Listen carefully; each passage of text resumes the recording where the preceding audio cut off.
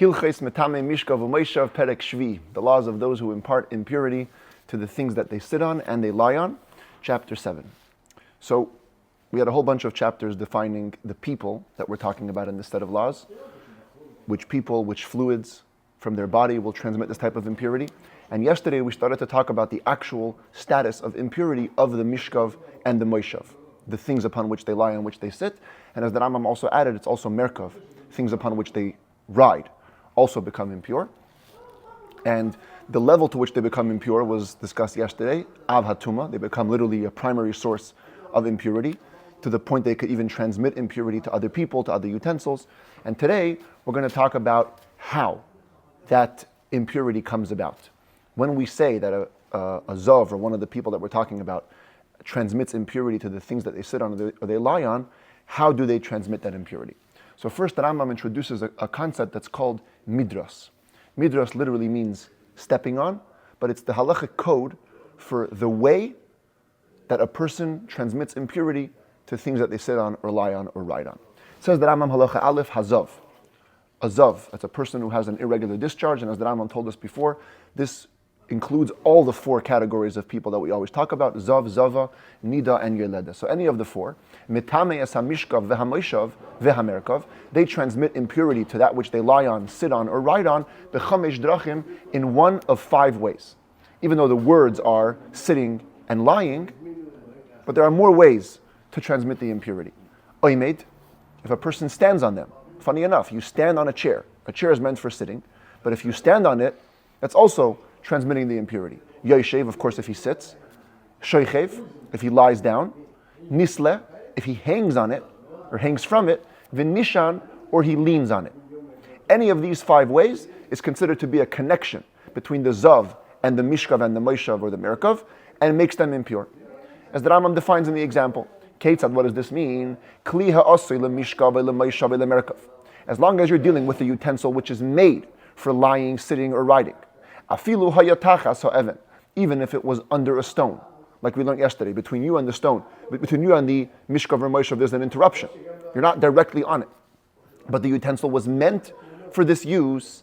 Im amad echad mimetamim mishkav al ha'even, if anybody, any of the 4 people that transmits impurity to that which they lie on, if they stood on top of the stone, or yashav aleha, or shachav, or nishan aleha, or nislaba, or they sat on it, or lied on it, or hung from it, or leaned on it, or hung from it, hayil v'nisnase ala kli hazeh mikol makayim, since in any way, shape, or form his body was carried by this utensil, nitma, the utensil becomes impure, v'nase avtuma, to the point of becoming a father, primary source of impurity, as all Mishkav, Umoshav, and Merkav. As we're going to see at the end of the chapter, by the way, that's only if the utensil is made for this purpose. If it's not made to be sat on, or lied on, or ride on, then even if he did, it doesn't become impure. Any of these 5 ways, hua nikra midras b'chol makayim, is called midras. Whenever we use the word midras, it means a zav, or one of his friends, sat on or did any of these things to a utensil which is meant to be sat, lied, or rode upon. Halacha beis, v'chein hamishkav vehamerkav. So too, something which has been lied on, or sat on, or ridden on, if they become impure, Metam'ei nesa adam, they can transmit impurity to a person b'shiva drachim, not just in 5 ways, but actually in 7 ways. B'chamisha drachim elu shemaninu, the 5 ways we just said. Uvemaga uvemasa, additionally touching and carrying. Now notice that Rambam only says Metam'ei nesa adam, because only a person becomes impure in all these 7 ways. Utensils is only through touching, as we're going to see in chapter 9. But for a person, what does this mean? Ketzat. Mishkav, Merkav, Shadaras alav hazav. You have something which is meant to be lied upon or ridden upon, and a zav steps on it. And when we say steps on it, we mean any of these 5 things. He stood on it, sat on it, lied on it, hung from it, leaned on it. V'nitma b'midrasai. And therefore it became impure because of the midras. So now the object is impure. If a person then goes and touches it or carries it, he becomes impure. Or if a person comes and sits on it, or he stands or lies on it, or he hangs or leans on it. Even if there's a stone between the pure person and the thing which became impure through medras, Hareza nitma, he becomes impure. Basically, whatever way the zav made the thing impure, the person who's pure can become impure from that thing. And how do we know this? Shenemar, because it says in the pasuk, "V'hayoshev al hakli asher yeshev alav hazav." If somebody sits on a utensil which a zav sits on, in many Rambams they add the word yitma. He becomes impure. Right? That's what you have over there. Yeah. Even though in the verse it doesn't say that. In the verse it says Yechabes begadav v'rachatz b'mayim v'tamei ad ha'arav. But the point is yitma. The point is he becomes impure. If you sit on a utensil which a zav sits on, you become impure. Mipi ashmu alamdu. So we learn from tradition a couple of things. First of all, the commentaries insert here. We learn from this verse that it includes not just sitting, but also standing or leaning, or things like that. And the Rambam in his commentary to the Mishnah explains how we see that in the verse. But in addition to that, we learn the same place, or any place, that if a zav were to sit on it, he would make it impure. If a pure person sits there, or in that way, he becomes impure. And therefore, in the same way a zav will make the thing upon which he rides or lies impure, even if it's under a stone. So to a pure person can become impure from an impure support, Mishkav or Merkav, even if it's under a stone. And additionally, a third thing we learn from this verse is that Afal Pisha Ein Azav Sham Al HaMishkav. Even if the person isn't there, the impure person, he sits there, he makes it impure, now it's just impure. Even if he walks away, if a pure person comes there, he becomes impure. And the Rambam reminds us what we learned yesterday, that when a person is on top of a midras, it means a person is on top of something which became impure because of a zav's contact with it, Metam'ei begodim kol zman shalei peidash me'metamav. As long as he's still attached to that impure thing, anything that he touches, any clothing or utensil he touches, becomes impure. As we explained yesterday. Halacha gimel ein hazav metamei es hamishkav, a big rule. When we talk about a zav making something that he lies on become impure, he only makes it impure ad she'inasei rubai al hamishkav al hamoshav al hamerkav, if most of his body is supported by that thing upon which he's lying or sitting or riding. And also in the next case, v'chein hatoher shedaras al midras hazav, if you have a person who is coming into contact with something which became impure through a zav contact with it, he only becomes impure if most of his body is supported by it. But if only a part of his body, a minority of his body is supported by it, as long as he didn't touch it, he remains pure. Of course, if he touched it, it's like any case, you're touching a Mishkav, you become impure. But if you didn't touch it, you just got carried over it or on top of a stone, as long as most of your body didn't go on it, you remain pure. And the Rambam gives an example. Ketzat. What does this look like? Miktsas tamei ala mishkav, umiktsas hatar al oisei mishkav. You have one mattress, let's say, and you have a tamei person and a tahir person. The tamei person is on it partially, minority. The tahir person is on it also partially, minority. At the same time. Nevertheless, says the Rambam, hamishkav tahir, the mattress itself remains pure because most of the tamei didn't go on it.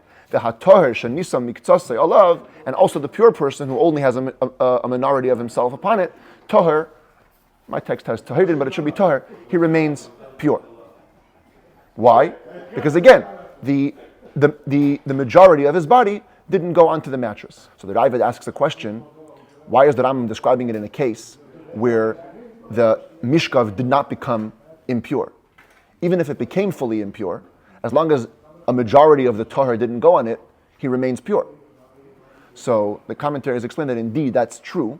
But the Rambam wanted to give an example where both of them remain pure.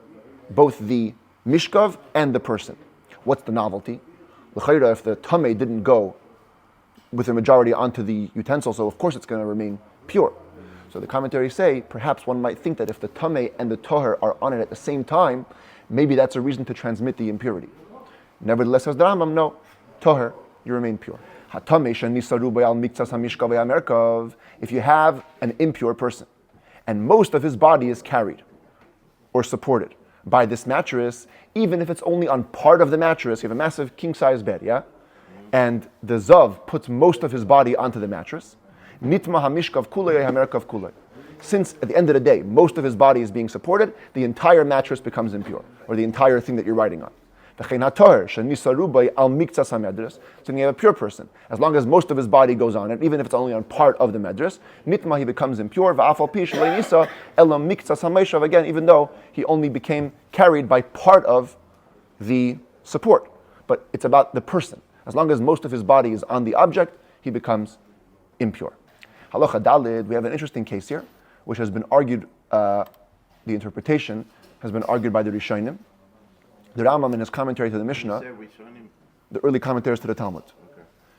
The Rambam in his commentary to the Mishnah explains it one way, and even though typically we like to explain the Rambam in accordance with the Rambam, nevertheless over here the Kesef Mishnah, who's the primary commentator on the Rambam, deviates from that, and he explains the Rambam in accordance with the other commentaries like Rashi. That's how we're going to go then. And you can look at the Pirush HaMishnayos to see the other interpretation. Says the Rambam Halacha Daled, Zav shahaya mutal al chamisha safsalim shehin munachin la'arkan. There are 5 benches that are placed lengthwise. So here's the 5 benches. And the Zav is lying on them, but he's lying only on one of them. So the length of his body is aligned with the length of the benches. Says the Rambam, even though typically the way you see it is, he's only lying on one bench, Tmeim, all 5 benches become impure, Shaharei Nisa Rubai al Kol Echad Mehen. Because it's very possible, that's how we explain it. It's possible that the majority of his body was carried by every one of them. Why? When a person lies on benches, it's very easy for him to flip. So now he's on one bench, he turns over, he's on the other bench. So it's very possible that he crossed all 5 benches, and each bench carried the majority of the person because he's lying lengthwise, so it becomes impure. But if it was to the width, like this, the benches are aligned this way, and he is lying across them, to hidin, all the benches remain pure. No single bench carried the majority of his body. But if he fell asleep on these benches in this way, they're always impure. When a person sleeps, no one knows what he does. Maybe he turned meaning this way. He turned to become like this. And once you become like this, you roll across all the benches, making them all impure. That's what the Kesef Mishnah explains it. The Rambam himself, in the Mishnah commentary, writes the opposite. The case of La'arkan is this, and the case of La'rachman is this, and it makes it complicated to explain. This is the easier way to explain it. A person is lying on 6 separate utensils that are meant for lying on, in the following configuration. 2 of his hands are resting on 2 supports. His 2 feet are resting on 2 supports. It's not one big mattress. It's 6 different things. 2 hands are on 2, 2 feet are on 2. His head is on 1, and his torso is on a 6th one. The only one which becomes a mishkav and fully impure is the one which his torso is resting on. Because it's carrying the majority. Of course, all the other ones become impure because the zav is touching them.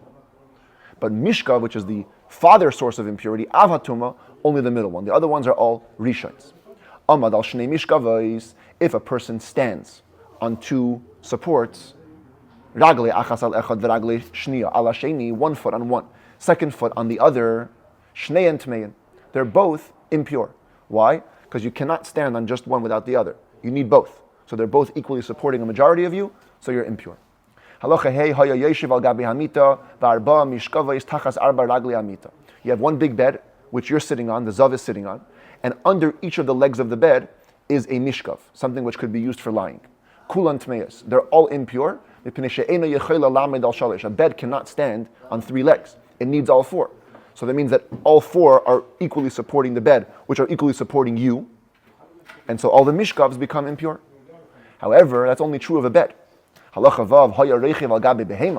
if you're riding on an animal with 4 supports that are under its 4 feet? Kulan tahiris. So funny enough, they're all pure. Why? An animal definitely could stand on 3 legs. Which means the 4th leg is only helping. Helping is not considered to be anything of substance. And we don't know which one it is. Since each one could be the helper. We don't know which is the hand or the foot that it's not resting on. So neither or no individual leg became impure. Therefore they're all pure. But since the whole logic is that it can stand on three legs, therefore, if it was one long support going under both forelegs of the animal, or both of its hind legs, or under a foreleg and a hind leg together, that one is impure. Because the zav on top of the animal was certainly carried by this support. Because an animal certainly cannot stand on two legs, even if it does for a second, but it can't stand there in a permanent way. An impure person sits on an olive press beam. This is how the ancient olive presses used to work. There was a beam across, a bunch of nets where they would hold the olives, and there was a weight on the other side which would pull down the beam, press the olives, and you would get the oil. So this is the kaida. So the zav is sitting on this beam. Kol hakelim sheba ekel tmeim. Any utensils that are in the netting area over here become impure. Shaharehem ritzutzim tachas hakaida, because they're crushed under the weight of the beam. And since the person is sitting on the beam, he's adding to the weight, so he's being supported by these things. That's a Umoshav or a Mishkav. It becomes impure. Avolim yashav al machbeis shel kaives. But if he sits on a launderer's press, this is called the machbeis. Today we have, of course, professional fancy presses. They used to have two big boards or stones, like slats, and there were these legs that allowed the upper slat to be raised and placed down. You would raise it, you'd put some cloth that's wrinkled inside of it, bring down the press, tie it down, and it would be a primitive type of press. So the Rambam says that if the zav sits on top of this press, actually any clothing under the board of the press are pure. Unlike the case of the olive press where you're definitely contributing to the weight, here, says the Rambam, you're not. Why? Interesting reason. Because the presses were never tightened super tight. It's always loose. Which means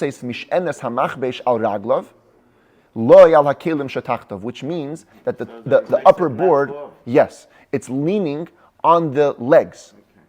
It's not leaning on the clothing. How do I know this? Because if a person wants to put a knife or something like it, something very thin, between the clothing and the press, he can put it in, even when it's tied down. The presses never went down so firmly. And therefore, the weight is always being carried not by the clothing, but by the legs. So when a zav sits over here, he doesn't make the clothing impure. Now the Rabbi over here goes to town. He asks two questions. He says, first of all, if a launderer is trying to press clothes, obviously he's going to press them tightly. Otherwise he won't gain anything. So what do you mean it's a loose press? And furthermore, if it's loose, that's actually more of a reason why the weight should go onto the clothing. If it's tight, you could say it's held tight in place. But if it's loose, then of course it's just bendy and flimsy. So when I sit on it, it will press the clothing. So the Ravid offers his own explanation. I think it's one of the most fascinating expressions of the Ravid in the entire Rambam. He says, "Asei oznecha ka'afar keses u'shma dvar Hashem." He says, make your ear like afar keses is a big funnel. Today it's a telephone in modern Hebrew, but in the Talmud it means a big funnel. It's a funnel that holds grain. A lot of grain can come in, but none of it goes out. So basically it means listen carefully. Today they say it means like go like this, right? Like listen very, very carefully. He says, listen very carefully, ushma dvar Hashem. Hear the word of God. And he gives you interpretation. And at the end he says, Baruch Hashem asher gola soydei lireyav. Blessed is God who revealed his secrets to those who fear him. Basically he's saying that this interpretation he heard from Hashem himself. And he gives his own interpretation. But the commentaries, they justify the Rambam's position. The Kesef Mishnah says, first of all, maybe tailors used to press their presses very tightly, but cleaners, launderers didn't do that. And then he says that the zav in this case is sitting on the edge of the press, not the part that's opposite the clothing. And because it's at the edge of the press, so since it's loosely fitted, so it's not supporting, the clothing are not supporting the zav. But indeed, if he was sitting on the middle of the press, since it's a loosely fitted press, the weight would go in and it would touch the clothing, and then it would make the clothing impure. That's one way to approach it. The Merkevas HaMishnah writes that It's talking about where the press is tight in place, but it's being held up by a screw or by a knot. So it's firm in place. And even when you sit on it, the weight will not go down. That's what the Rambam means to say. Roughly means it was loose in terms of how tight it was on the clothing, but it was very tight in its placement along the legs. And therefore, it would fully support you without bringing down the weight. So this whole chapter, we're talking about utensils that are meant for sitting or lying. What about halacha ches? Zav shadaras al kli. Shaloi nasa lemishkav lemoshav lemerkav. He, daras means either, again, stands, sits, leans, hangs, whatever, on a utensil which is not meant for lying or sitting or riding, afal pishahu roi lemishkav, even though it is potentially able to be lied upon, but it's not made for that, as long as it doesn't touch it, that is, a Torah remains pure. And here we have a term that the Rambam is going to come back to again and again, because we'll tell the Zav, amoid v'nasa melachtenu, stand up, let us do our work, be klizeh with this utensil. It's not meant for lying on. So what are you doing lying on it? Get up and let us use it for what we need it for. Keita, what does this mean? For example, kafa sa'ah v'yashav alai, you have a measuring cup. You turn it over, you sit on it. Kafa areva v'yashav alai, you have a mixing bowl. Turn it over, you sit on it. Or you sit on a curtain. Or on a sail of a ship. These are all things that you could sit on, you could lie on, but they're not meant for that. They're pure, because it says, same verse as before, asher yeshev alav. It has to be a utensil which he always sits on. Yeshev means consistently. Hamiyuchad li yeshiva. It has to be designated for sitting on. Loisha emrim, not a case where they say, amoid v'nasa melachtenu, stand up and let us do our work, because the utensil wasn't made for sitting on. The Rabbi once said that in service of God, this is the way to respond to the Yetzer Hara. The Yetzer Hara says, look, Hashem created me. I'm meant to convince you to do bad things. So you have to do what I do. Do what I say. So we tell him, no, amoid v'nasa melachtenu. We also have work. We also have a job to do. We also have things to do mitzvahs and to bring Hashem into the world. So, therefore, if a Jew lives with that perspective, he'll always be Torah, always be pure. And why does the Rambam say amoid? You could say leich, go away. V'nasa melachtenu. Why amoid? Because that's the whole thing. When you tell the Yetzer Hara to go away, actually it's amoid. For him, it's rising. You actually elevate him. Because that's the whole point of the Yetzer Hara. He doesn't want to win. He wants you to win. And then he gets elevated also. So it's amoid even for the Yetzer Hara. Now, the final case says that Rambam, Hoya hakli mishamish li yeshiva in melachtei shayisala. What if the utensil could be used for sitting while you're doing your regular work with it? Hareza mistamei b'medres, that's considered to be fitting for sitting on, and it will become impure. Kegoyin haredid, like a veil, v'hacholuk, or a cloak, v'hatalis, or a cloth, a shawl, v'haturmal, or a bag, v'hachemes, or a flask. A flask, like a container of liquid. Even though they weren't made to begin with for lying on, while it's being used, you could also lie on it. And anything like it, and therefore they will become impure. Says the Rambam, we're not going into it now. Will be Hilchos kelim in the later set of laws in this book, in the laws of utensils, in chapter 22 to 27, Avair kola kelim hamitamin b'medes. I'm going to explain the list of all the utensils that can become impure through a zav. The kelim she'ein mitamin b'medres, and the ones that cannot become impure through a zav. Ve'ezeh kli roi li yeshiva, ve'ezeh roi li shchiva, ve'ezeh roi li rechiva. And which utensils are fitting for sitting, which are fitting for lying, which are fitting for riding.